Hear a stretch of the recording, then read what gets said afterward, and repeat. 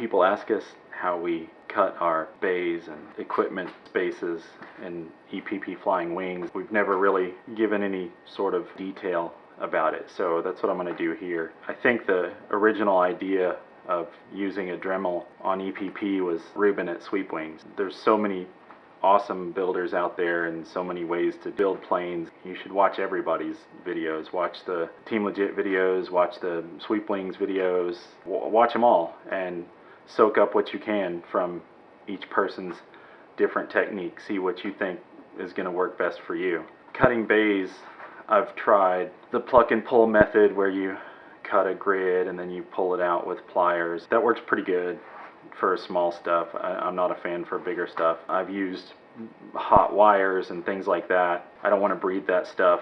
The guys that do that all the time have high dollar respirators, I'm sure. So there's a couple different kinds of cutting bits that we use. My favorite all around is going to be this tile cutting bit.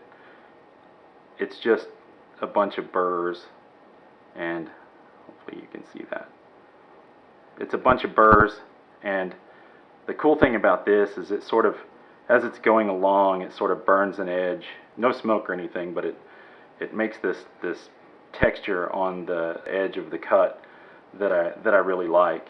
And it doesn't tend to want to walk around on you. That's a good thing too, because you don't want to be cutting a real nice straight line and then all of a sudden it gets away from you and then makes this notch that you didn't expect or weren't wanting.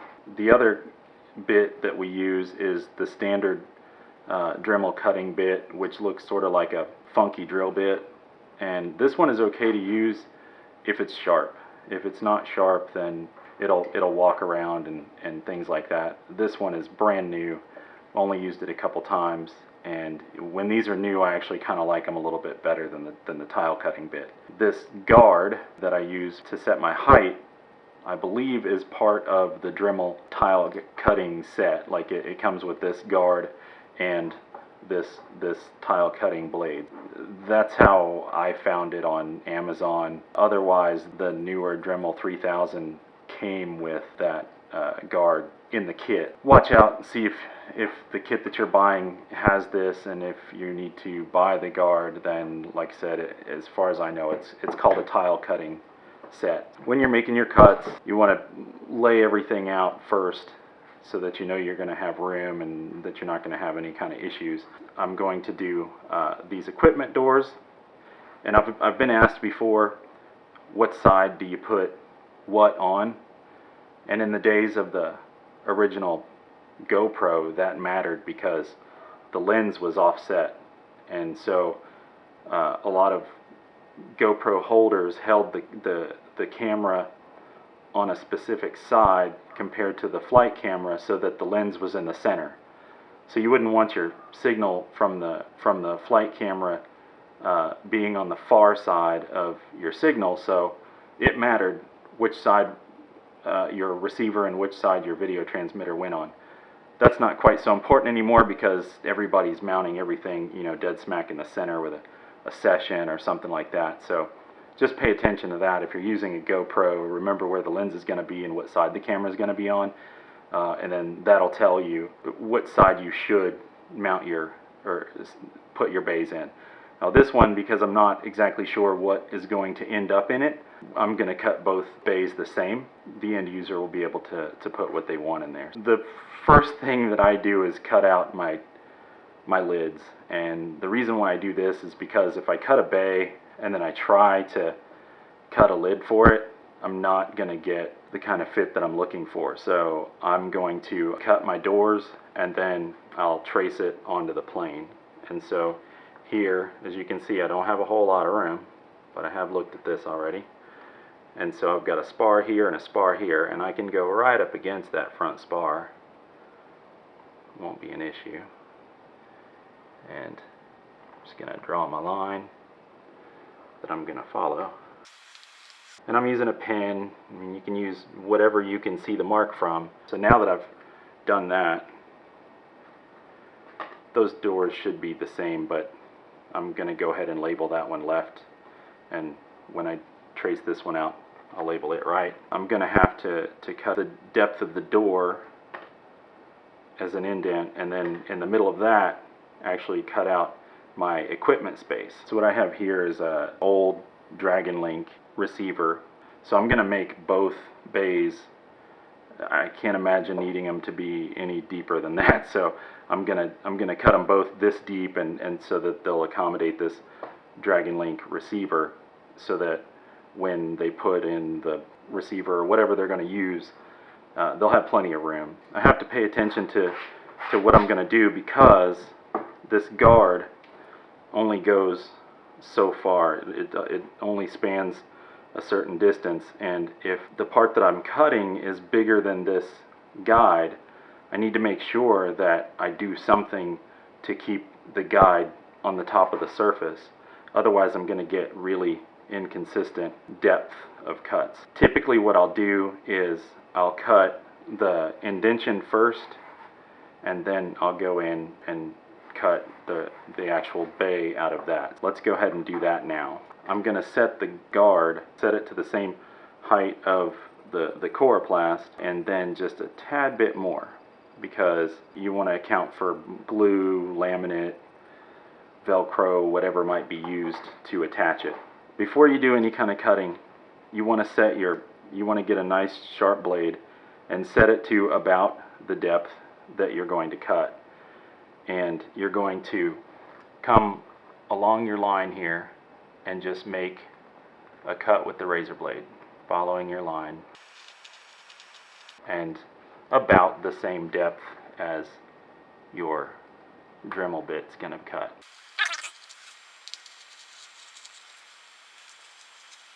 Okay, so what that's gonna do is, as the bit is spinning, it's going to start pulling away from that cut that you made. And so each of these cells in the foam, if you're just swinging by and ripping them off, you've got a good chance that the bit is going to pull past your line and into one of these cells. If you've scored it with a razor blade, it won't do that. Matter of fact, you won't even have to go all the way up against the line if you don't want to. You have to sort of do your best impersonation of a human CNC machine.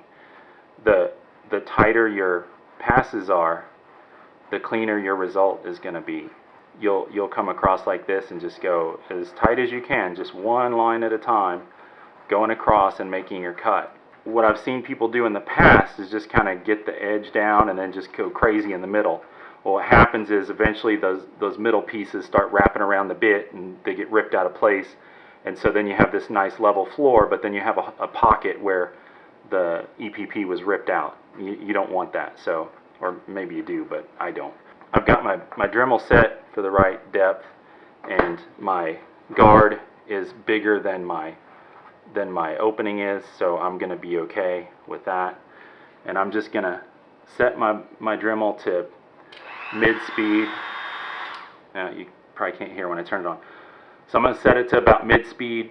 I'm going to put it down a little bit away from the corner, and then I'm going to go up to the line, and I'm only going to pull towards myself. I'm only going to cut where I can see. I'm going to put my bit down in the corner, a little bit away from the edge, just to see what the bit's going to do, and then I'll ease over to the line and then follow it down.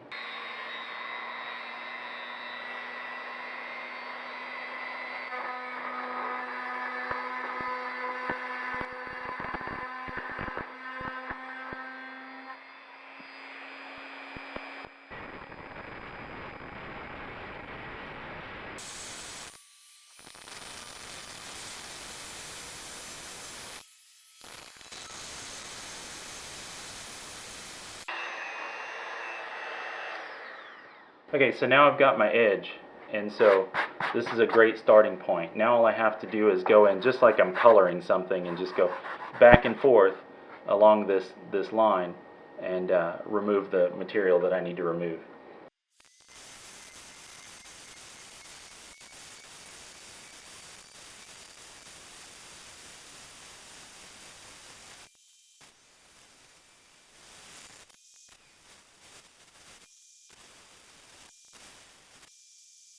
Now I've got a really decent indentation here, that is my clearance for the coroplast door. And so I just do a little bit of cleanup here. And if you have any, like if you didn't get all the way to the edge or something like that, like I did over here, you can take your razor blade and just kind of sharpen up that corner.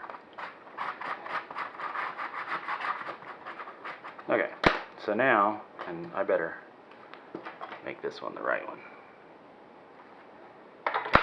So now I have an indentation that is just about perfect. So now that I've got that done, I now need to make my deeper hole for the equipment that's going in here. I'm just going to give myself a lip.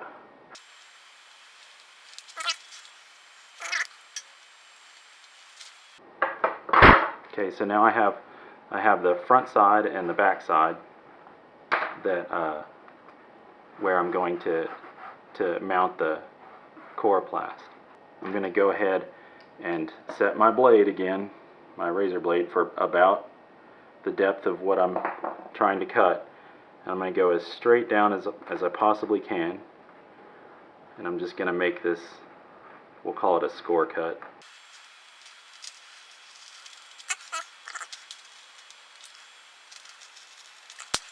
So now I'm going to take my Dremel tool again, and I'm going to set my guard to the height that I need for this receiver. And now, using the same method as before, I'm going to go through this again. Now, because I'm making such a deeper cut, I need to come in somewhere in the middle and just kind of get a feel for what the bit is going to do before I commit to one of my lines.